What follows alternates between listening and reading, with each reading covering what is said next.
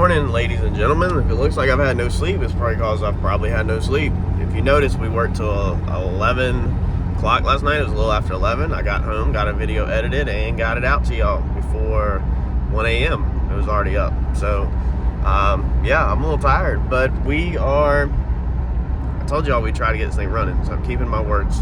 Running over here to Advanced Auto Parts. I think my game plan right now, I have read everybody's comments online, took everything into consideration, and I think I am going to even go to Advanced even though I don't want to. But Advanced does not have it, which is, I think, kind of the same issue we dealt with last time. I think they only had like one or something.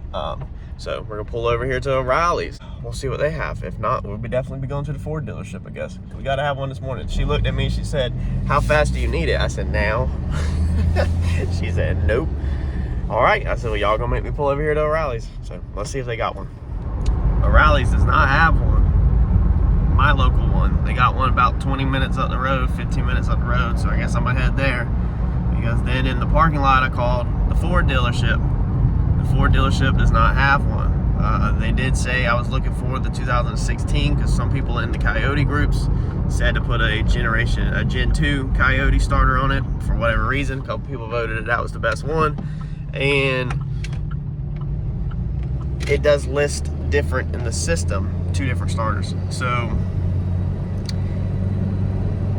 yeah, we're gonna run over to O'Reilly's. They have one for the 16, and we'll see what they got. Napa has a reman one, and they can get a new one today, but of course I want it now. And Alternator Specialist here in Wilmington does not have one. They are a company that rebuilds starters and alternators, so yeah, I can have mine rebuilt by them, but we want it today, right? Because it's coming up on Labor Day weekend, so they don't have it either. So still on the way to O'Reilly's. Guys, we got one.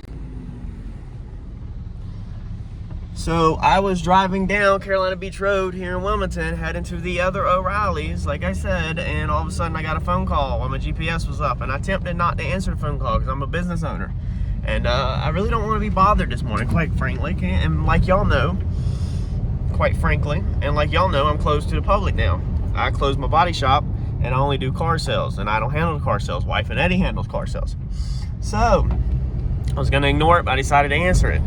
It was Alternator Specialist calling me back. That lady did not give up. So me and her tried to look up one for a 16. She didn't have anything. And we tried to look up one, I think for a 13. One of them years, it was showing her 3 different options in her system. I told her, I said, "They're all the same, just pick one." And so she looked one up. She said, "No, I don't have one." She didn't have one of the 13 or the 16. So after she got off the phone with me, check out how good these are. This is Alternator Specialist in Wilmington, North Carolina. She continued to search for a starter even after she hung up the phone.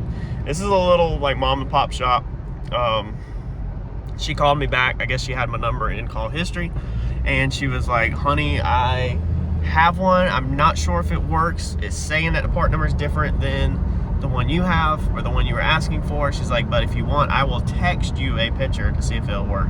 I was like, "No, ma'am, I am right around the corner." Literally, I was passing by. I was like, "I will whip right up in there." I had the starter with me, and we'll compare them. So we went up in there. The guy that owns it, he tested my other starter. He said it is an original Ford one. He bench tested it. It kicked out. It worked fine. But he did not tell me it's fine. He did not tell me everything works. What his reply was when he comes back after we talked briefly, he was like, "Yeah, that thing's probably wore out and tired and ready to be replaced." But we're gonna get this thing back to the shop. It's the exact same one. I also asked him a couple questions. He said that this starter right here that I have, I asked him, I said, "Well, can I leave you the old one and you build it better?" And he was like stronger, and I was like, "Yeah." I was like, "Since it's going on a race car." And he was like, "Nope." He was like, "The one you have there is already gear reduction built into it, everything." He's like, "The one you got there is literally the baddest of the baddest and the newest of the newest that you're really gonna get for that motor technology wise." So that's kind of a cool fact. It's a 16. He builds starters for a living, and he said that that's literally, you know, that there's nothing that he can do to make it better, and that you're you know, as far as I guess a factory shape or a factory starter, that's the baddest of the baddest. So let's get this thing back to the shop, throw it in, and see if we can get a first start today. Fingers crossed, guys. All right, she's got a new starter in her, less than 30 minutes. So this starter change is not bad at all. The biggest thing that sucks is having to do the gasket maker, but I guess anytime you touch gaskets, you have to do that, but at least, or headers, but at least with this one, we only have to do one primary. So that was me by myself. Eddie turned 2 bolts to help me just set the long ones like Mike did the other night. But besides that, I did everything myself in under 30 minutes. I bet it was 20 minutes. But about to get it down from the lift and see if this thing will fire off. Here we go, guys. Get ready to try to crank it. Is it gonna work? Who knows? We're gonna try it.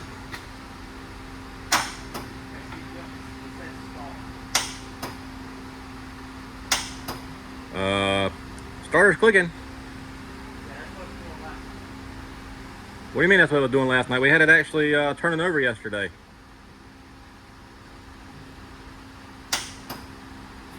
Is your kill switch on?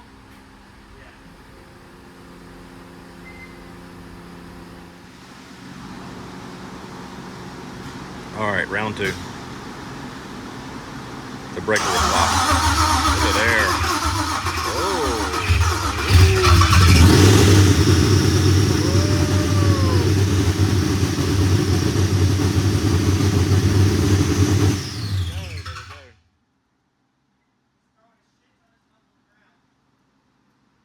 So she fired off, but we have a puddle of freaking motor oil everywhere. Like it, I don't even know if it emptied the whole motor. So we immediately killed it, trying to figure out what is leaking. Looks like it's coming from Mike. I don't know if I have a 1-inch. I got one at the house. Anyway, we got to figure out where this leak is at, and then we will recruit. So we took it off, and Mike is trying to inspect the welds because he said it's not coming out from behind here, and it's not coming out from my fittings. It's coming out from the back side of these fittings right here. So he was like, it's gonna be crazy if it blew out a weld or something. But he swore he welded these things freaking amazing. I mean, you can see what we did. If you are new to the channel, we just took fittings and literally did it like this because we needed different angles. So he flipped it over and he said, what goes right there, Courtney? Oh, I said, I don't know, dude. I don't freaking know. I work in there, not underneath there. So I forgot to put a plug in it. So Mike's looking for a plug real fast. We should be able to put a plug back in that, put it back in and fire it at the same time to run home and get a plug. Mike, what are we about to do? We're going to take and you go ahead and do your thing. So his air fitting off. We're going to cut his air fitting off, and Mike is going to pull out the welder. Mike, you think you're something and all that with that welder, don't you? I swear that boy thinks he fixed everything with a freaking welder. He just tries to show off. That's all he does, just because he knows all I can do is the Chinese buffet freaking poppity pop welder. You could technically use a poppity pop welder. It'll leak.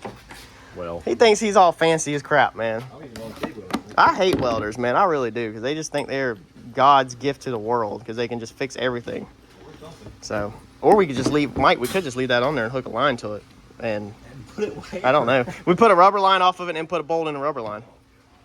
All right, so I gotta go find like another $100 worth of motor oil while Mike's doing this, because I've got about $100 of motor oil sitting on the ground right now. Mike, what'd you do? Holy crap, Mike, did you get it freaking hot enough? Nope. Can I grab it? No. What would happen if I grab it? You would permanently have that pattern in your fingers. That's what would happen. Okay, grab it real fast, let's put it in. Can you dunk it in a toilet? Yes. Good. All right, people probably don't believe that we dunk it in a toilet. Come on, let's show them. They're not gonna believe this. I mean, does it have to at least get the red out of it before you dunk it? No.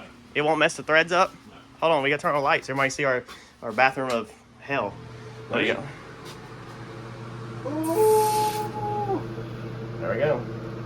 It's literally, oh, and you put it on spin cycle. Yeah. I don't know if y'all have one of them, but if you don't have a welding cooler in your shop, you need to invest in one. We use it all the time to cool metal down really fast, because it's a nice little bowl and you don't have to actually go out and get nothing. Look, I got more motor oil coming out. Dude, I got a freaking mess under here. Let me try to, God, dude. Let me try to get this thing back in. That sounds better. Yeah.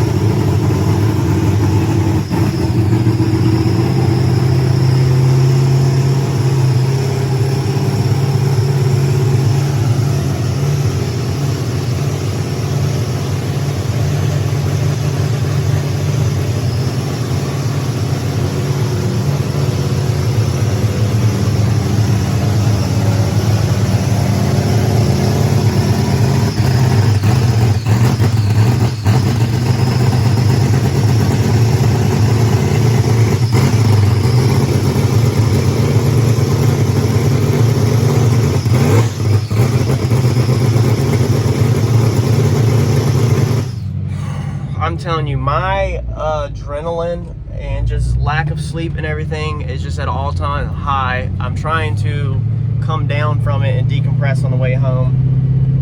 As you can hopefully see, I got to get these videos sent over, but we got the car cranked. It's back on the open trailer again. Yes, the decal back there across the back that says White Power is still there. If you are an OG to the channel, you remember when we bought this truck that was already on from the previous owner. I showed the previous owner, I went over it. I did not do that. I took it off, but I have not got the glue off yet. Just want to disclose that.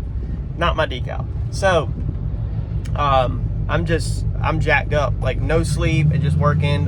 We drove it out of the shop, got it on trailer and it's on power. I've got more leaks. I know I still have brakes leaking I gotta address. I've got a transmission line that's leaking now. I'm gonna try to fix here at the house. But she moved, she fired up. I'm struggling. The breaker on the main power line is just a cheap one. It's not a good one. It keeps popping. It's not, I guess it's not enough or something. So I have to address that, probably bypass it for right now. The battery seems to maybe not be enough. I'm not sure. Once everything's ironed out and it's good to go, it might be enough. But I might just run to Advance and grab another straight up normal car battery. I don't really know yet. Trying to just wrap my head around everything right now. Kind of disappointing on the battery because I paid decent money for that thing, and I spoke to representatives, sales representatives, that said that a certain cold cranking amp would be plenty. I went with a different company's battery, but I went with more cold cranking amps than was recommended by the other company. So if I would have went with the other company, it would have been less cold cranking amps, and that's kind of disappointing. So got a lot to wrap my head around and sort out here at the house. I will be firing it back up here at the house this afternoon again, to kind of just take my time and maybe get some water in the system and just check things over again. But the goal for right now is to get inside and take a freaking break and kind of decompose, because the emotions and the feelings, I don't know how to describe it. After this car's been a part of my life for 4 or 5 years now, I've been working on it hard for 2.5 to 3 years, really 3 years. It's part of me almost, and just for it to finally crank and move is just overwhelming. And then just how rowdy it is, I never expected it to be that rowdy in a million years. So it's a lot to take in. So I'm gonna go eat lunch, collect my thoughts, and then we'll get back at it. So one of the trans lines that I used, I'll actually show you. So this was a line that I had off of something else that was used and that I inquired. It looks like it's still possibly leaking. So this line, these end fittings are literally just screwed into a rubber hose. So there's nothing clamping them or anything at all. It's kind of mind blowing actually now that I didn't catch it. So what's probably gonna end up happening is I'm probably gonna order another one of these kits. These lines were really nice and easy to build, and I hate this stainless line anyway. I was just trying to save a couple bucks. So we're gonna fire this thing off again at the house this afternoon, see if these are leaking. But more than likely, I'm just gonna go ahead and order another one of these lines, because I put a hose clamp over this end to try to keep it on and, you know, not leaking, but I don't know what will happen. So this is just sitting there. Somebody will be done commented that that rubber grommet can't go there. That's got to go up through the firewall. But there's just, right now, there's kind of like fluid every freaking where from all the leaks. So I want to run it for a few this afternoon, burn some stuff off of it, and figure out what we got going on. So when you would buy these AN adapters for the side of the transmission, okay, so that AN lines would go in, you're paying for this little silver piece right here, 2 of them, okay? You tap these, and then this screws into the transmission, and then of course your AN line screws into there. They include a little white washer. It's plastic. One looked like it was blowed out the other night when we went to put it in, and Mike said we should probably change it, and we didn't really have nothing, I don't think, right there on the spot. And we decided just to try our luck and see if it was leaking, or if it would leak, because we wasn't sure. It did. It was leaking everywhere. Here's what it looks like. So as you can see, it blew out the side of it just from tightening it down, kind of squished it, so it wasn't even sealing on that side. So that's the reason why we had a transmission leak up there from a failed washer for number 1. And number 2, it could be the line leaking. Harper, what you got? Your frog? Yes. Is he going to get in the race car? No. So that could have been one of our issues, you know, was a combination of the washer and the line. So I've changed the washer out to the one that has aluminum around the outside like this, or metal, and then the inside is a rubber like O-ring. That way, Mike said to use that so that the rubber part literally can't squish out. So hopefully that's fixed, but either way, I think we're gonna have to order a line kit and go ahead and replace that stainless line. Our other issue starts back here. So off of my battery, I have this board right here. On this board is a circuit breaker, okay? Now this is one you get off of eBay. This is a cheaper one, but it's supposed to be 200 amps. So it's probably not, it's probably 20 amps, being it's junk, but you know, I figured it might work. Now, we kept having problems. After you turn it over for a few, this thing would pop every single time. It would pop open, and it would barely pop open, but it would pop. And then it got to the point where at some points you try to reset it and it won't even reset. So when we were trying to get this thing out the shop, we were just wide open. We were trying to use jumper cables to go from this side to this side to bypass this little thing. I spoke with Chris, who wired the car, and he said for right now, you know, just to bolt that wire to that wire, and that's just temporary, so we can fire it in the driveway this afternoon and figure out again like what our new issues is, because everything just kind of hit the fan between last night and this morning. It was kind of just like thrashing, you know, like you're just doing this, just trying to get it fired off to get it where it pull out the shop under its own power. The thing is an absolute monster. I never would have dreamed it would be like that. So it's a lot to handle. So this afternoon, we'll pull it in the driveway, and I kind of, number one, I want to wash it. But number two, I just kind of want to do a more relaxed start now that I have the initial startup out the way and where we can actually look some stuff over. So I'm gonna keep coming through this checklist, and then we're gonna be outside starting this thing again here shortly.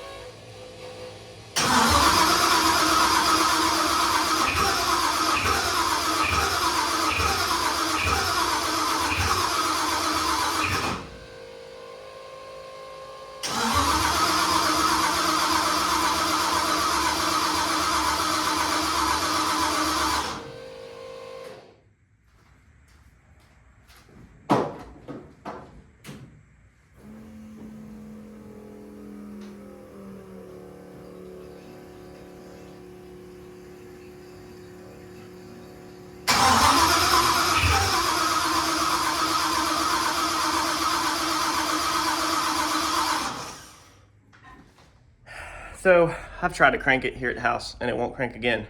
So we struggled with it at the shop, but that was because the breaker kept popping. Got rid of that, switched to a stud. Chris said that actually we don't need it at all. He was confused that we don't need that breaker at all, that the way he's wired the car, it's not needed. So got rid of that. That's definitely not our issue. Had the battery on charge. Battery's brand new. It's when it's turning over, the Holly dash says it's in the 10-point range is what it's turning over. While it's turning over, before it starts turning over, obviously we're in the 12-volt range. So I don't know if maybe that battery is just not strong enough to turn it over. I really don't think that's it, but who knows.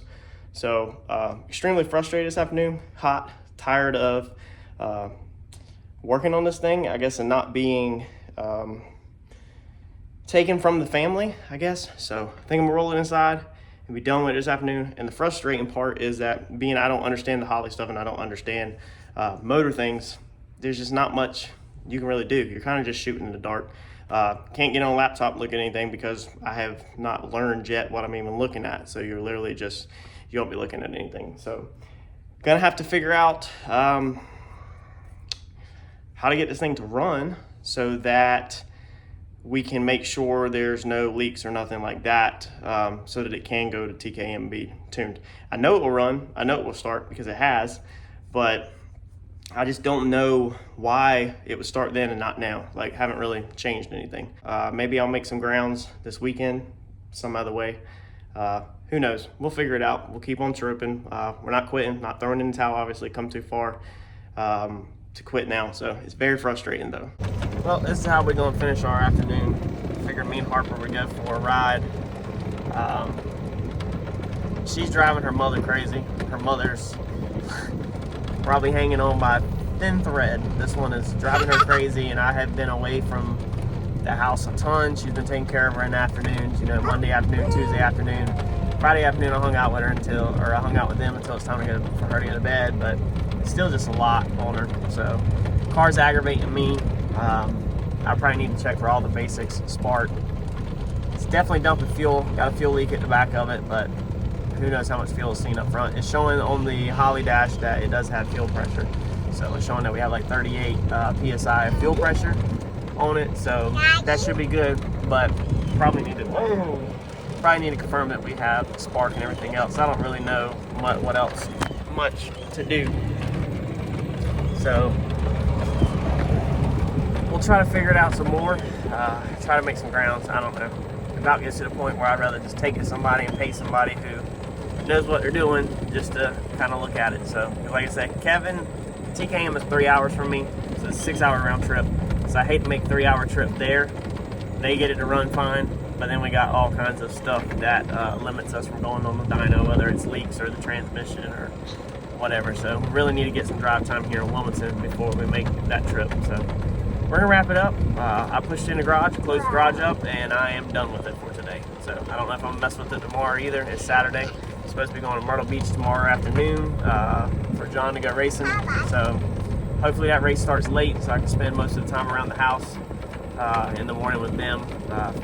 I feel bad about even going because I've been away from the house for so long. Or I feel bad about going to the track being I've been away from the house so long this past week. But try to get out there and help them. Hopefully, John's helped me over the phone, so I'd like to pay a little bit back to him to get to the track, even if it's just helping him videotape. So we're out of here. That's gonna be a wrap for this afternoon. I'll catch y'all in the next video. Thanks, y'all.